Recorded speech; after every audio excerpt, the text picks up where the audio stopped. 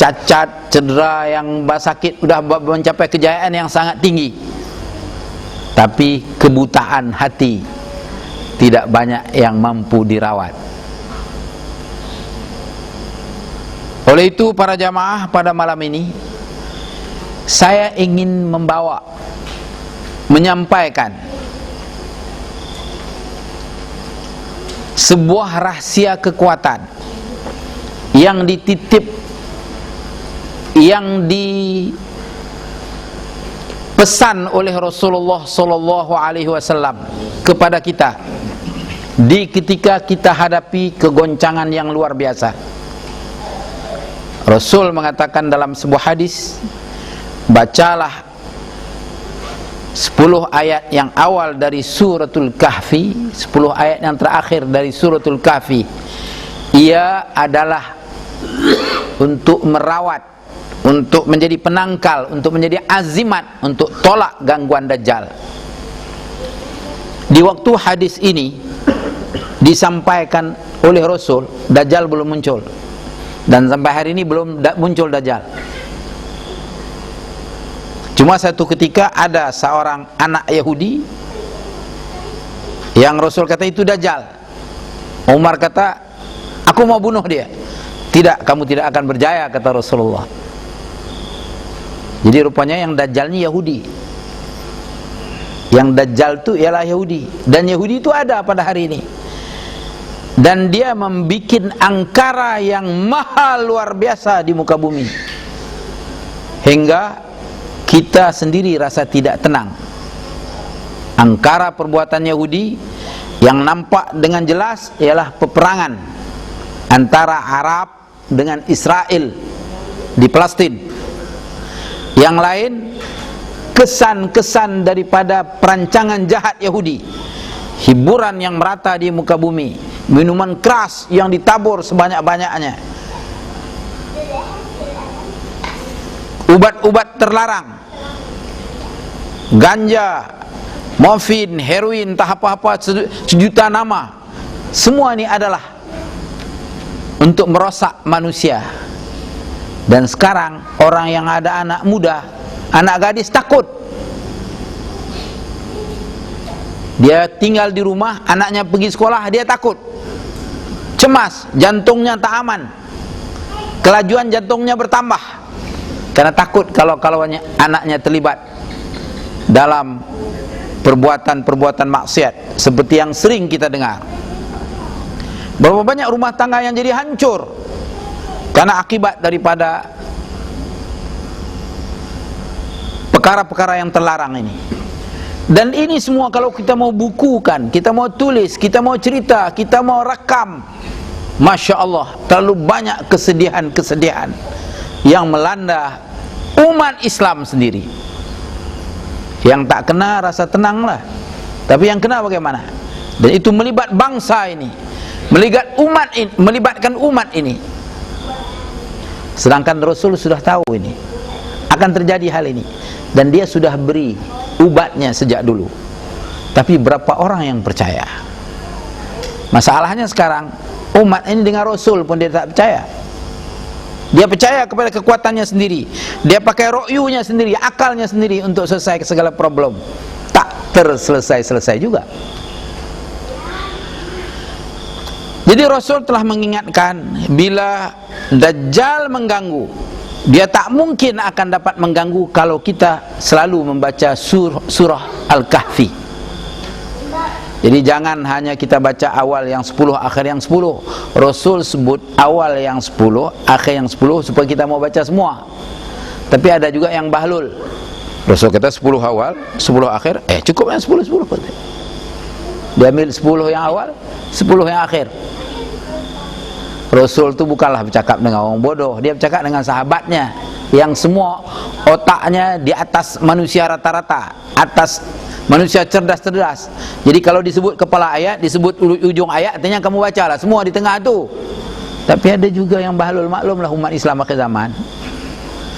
Jadi saya menyarankan supaya kalau kita mau baca suratul Kahfi, kita baca dari awal sampai akhir.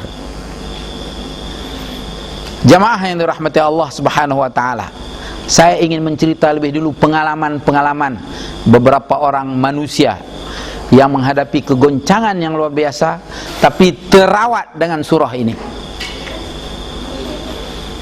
Di antara kegoncangan yang dihadapi, saya temui orang-orangnya, ialah kegoncangan akidah. Tahukah kita bagaimana kegoncangan akidah? Dia berhadapan dengan seruan-seruan yang mengatakan yang benar itu ialah agama salib itu. Dan terjadi perdebatan yang sangat panas. Bukan perdebatan itu dia dengan manusia, dia dengan batinnya sendiri.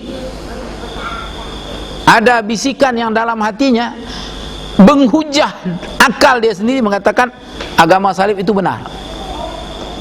Kalau ada orang dia berdepan, itu lain lagi. Boleh kita bawa ayat Quran, kita bawa hadis, ini tak nampak orangnya setan. Bisikan yang datang dalam batin mengatakan agama Nasara itu benar. Dia berhujah. Masya Allah, luar biasa. Susah kalau kita hadapi hal begini. Bisikan yang datang di dalam, bagaimana mau tangkis? Kalau peluru datang, orang boleh mengelak lagi pakai kalis peluru kan. Tapi kalau dia tembak dari dalam, ya sulit. Ini mainan setan, mainan iblis, mainan dajjal di akhir zaman. Berdebat berminggu-minggu, berhenti debat, datang gelombang kedua. Agama Hindu benar katanya. Kebetulan ada patung besar pula di Batu Kip, baru muncul pula itu. Kemudian di film-film Hindu, Masya Allah, segala jenis magic ditampilkan. Hujah itu datang dalam hati dia, seolah-olah Hindu itu benar. Berminggu-minggu dia berdebat, bagaikan anak gila. Kalau dia mati dalam keadaan gini bagaimana? Hilang, muncul lagi. Yang benar itu tidak bertuhan sama sekali. Kan bikin kacau tuh. Berdasarkan pemikiran-pemikiran filsafat yang Yunani zaman dulu itu muncul dalam pikiran dia. Jadi begitu datangnya. Itu satu bentuk. Ada bentuk lain, bukan masalah akidah, masalah syariah. Merasa berat untuk sembahyang, merasa berat untuk berpuasa, merasa berat untuk menutup aurat, merasa berat untuk beribadah, merasa berat untuk baca Quran, berat seberat-beratnya. Tapi karena dia sudah terbiasa, dipaksa-paksa juga, nikmat itu tidak ada sama sekali. Lebih daripada pahit daripada orang yang minum, lebih pahit daripada orang yang minum akar seruntun. Masya Allah. Ini godaan. Ini datang ke dalam hati. Dan kemudian dia datang dari syariat lahir. Rasa berat untuk beribadah. Dipaksa dengan zikir, dipaksa dengan wirid. Wirid pun jadi malas. Akhirnya jadi bosan. Hampir-hampir seperti dia tidak mau beragama lagi. Wah, ini dahsyat. Saya mencerita hal ini karena saya kumpul pengalaman-pengalaman orang. Dakwah ini kita jalan kemana kita temu. Kita temui mereka.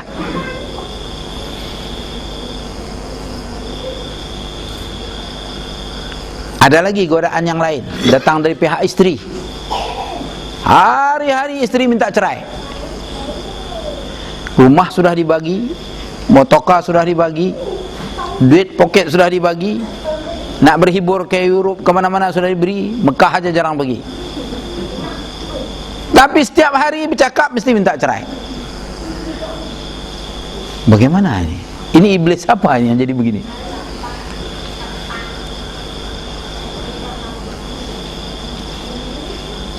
Kemudian dia menghadapi anak. Ada anak. Yang satu punya 2-3 boyfriend. Yang satu lagi 3-4 girlfriend. Yang satu lagi malas belajar. Yang satu lagi mabuk. Duitnya banyak. Apa tak gila mak bapaknya? Orang lihat, Masya Allah, hartanya banyak, rumahnya mewah, tapi dia udah 3/4 gila. Ini problem. Kalau saya mau cerita sampai subuh tak habis, banyak lagi. Sebab itu terjadi sampai kepada bertukar agama dan sebagai murtad. Ini yang Rasul kata, pagi beriman, petang kafir, petang beriman, pagi kafir. Ini para jamaah yang dirahmati Allah Subhanahu wa taala, mereka yang hadapi problem ini ada yang mau ngadu. Memang manusia ini kalau sudah tidak ada harapan lagi, dia cari kiai. Kalau masih ada harapan, dia cari orang lain. Jadi kiai, ustadz itu yang dah terakhir. Dukun terakhir itu ustadz, kiai yang ada ilmu agama. Sebelum itu dia akan cari pakar psikologi, dia akan cari intelektual, dia akan carilah semua tokoh-tokoh lain. Setelah gagal semua, baru datang ngadap. Pak Ustaz, saya ada masalah nih. Muka dah kusut 1000, retak muka 1000. Orang yang disebut profesor, doktor, mukanya seperti orang isap dadah. Terlalu berat problem. Kita pun tak percaya ini orang pandai. Ini dah jadi sebodoh-bodoh manusia. Di saat itu dia datang nyerah diri, Ustaz, tolonglah, apa pun tolonglah. Sudah tak ada jalan lagi saya ini. Sudah seperti mati dah. Cuma belum masuk kubur saja. Kebetulan saya ada pengalaman menghadapi hal ini langsung. Pengalaman langsung. Ketika hadapi hal ini, saya cuba ubat Rasulullah. Ada di antaranya yang saya langsung pegang kepalanya, baca suratul Kahfi. Dan anehnya macam magic, seperti magic. Surah ini mengusir kegelisahan. Kemudian setelah baca 3 kali surah ini, surah sekali baca mau 10 minit atau 2 atau 15 menit, udah hilang, tenang. Apa ya masalah saya tadi gitu, dia tanya. Seperti masalahnya tak ada, seolah-olah dah hilang semua sekali. Seperti sebuah gunung diangkat daripada bau tengkok dia. Apa sebenarnya Ustaz, kata dia. Saya pun tanya, kenapa ente? Tak tahulah, kata dia. Sebelumnya ya Allah, gelap dunia ni. Ini barulah nampak pokok hijau, katanya. Barulah ada gunung tu biru.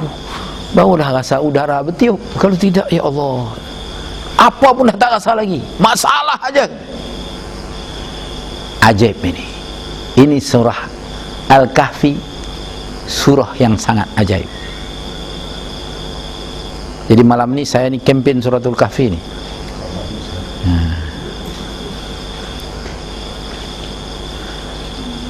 Para jamaah yang dirahmati Allah Subhanahu wa taala, berkali-kali saya uji. Kadang-kadang sengaja saya baca untuk orang tertentu.